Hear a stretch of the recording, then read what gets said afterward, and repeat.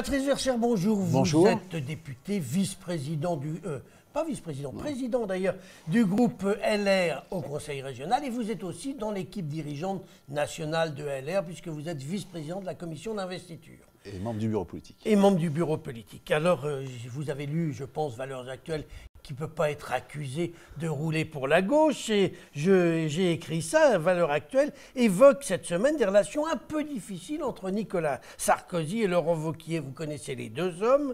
Ça vous étonne, cette tension ? Écoutez, il y a 3 mois, j'ai déjeuné avec Nicolas Sarkozy et Laurent Wauquiez et je n'ai pas ressenti de tension entre les deux hommes.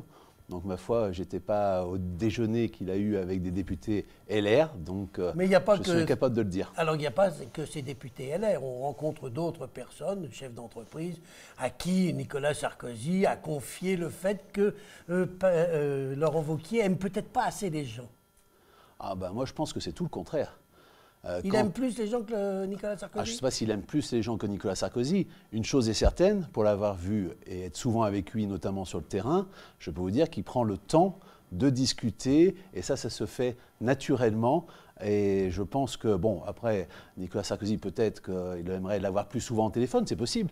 Mais Laurent Wauquiez est président de région, il est aussi président, il vient d'être élu, il avait affaire aussi son équipe, ça prend du temps, et on verra bien par la suite. Dites-moi, Patrice Verchères, dans l'affaire Darmanin, qui a été poursuivi ou qui pourrait être poursuivi par une dame de petite vertu qui l'accuse de lui avoir fait des outrages, on sait que tout le monde n'est pas d'accord, parce que Nicolas Sarkozy a apporté plutôt son soutien à M. Darmanin, dit-on, alors que Laurent Wauquiez demande la démission, il demande la démission et il exige, il a réaffirmé récemment que la position officielle de LR, c'était de demander la démission. Tout le monde n'est pas d'accord.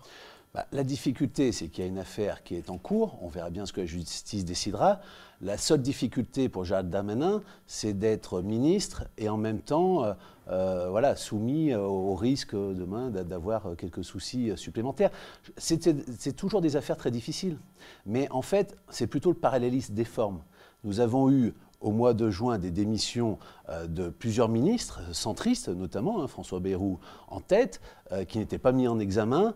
Et ils ont pourtant été démissionnés, ou en tout cas poussés vers la sortie. Donc en fait, c'est plus le parallélisme des formes également. Pourquoi pour les uns et pourquoi pas pour les autres? Après, c'est une affaire complexe. Moi, je ne me prononcerai pas là-dessus. Bon, eh bien, je vois que vous avez votre position qui n'est pas tout à fait celle de votre président. Ah ben, chacun est libre dans ce parti. Ceux qui douteraient la liberté de parole dans ce parti ont tort. Et là, je le démontre encore aujourd'hui. Voilà, dites-moi, Patrice Verchères, la ligne de LR à la sauce Wauquiez, c'est à droite toute et haro sur Macron. Mais pourtant, une partie de votre électorat est plutôt favorable, notamment aux décisions du gouvernement concernant la lutte contre l'immigration clandestine. Est-ce que vous ne pensez pas qu'en étant à fond contre le gouvernement et contre le président de la République, vous risquez de jeter une partie de votre électorat dans les bras du président ? Écoutez, nous essayons de démontrer qu'il y a beaucoup de paroles et peu d'actes. Sur le sujet de l'immigration, franchement, il n'y a pas grand-chose.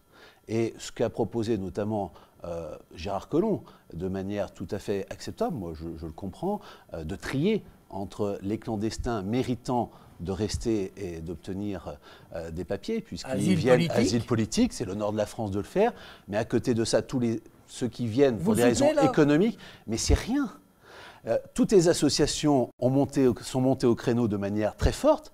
Et aujourd'hui, nous verrons bien le texte, mais je pense qu'il reculera sur un certain nombre d'idées, parce que cette position-là de dire on trie, il n'y a rien d'exceptionnel. Moi, je la soutiens, mais il n'y a rien d'exceptionnel. Si le texte est uniquement cela, je peux vous dire que les gens de droite vont être déçus. Et j'ai bien peur que le fait que les associations soient montées très fort au créneau, relayées par la majorité de la presse, va faire reculer, je pense, le gouvernement sur le sujet. Par contre, ils sont très bons communicants, nul doute là-dessus.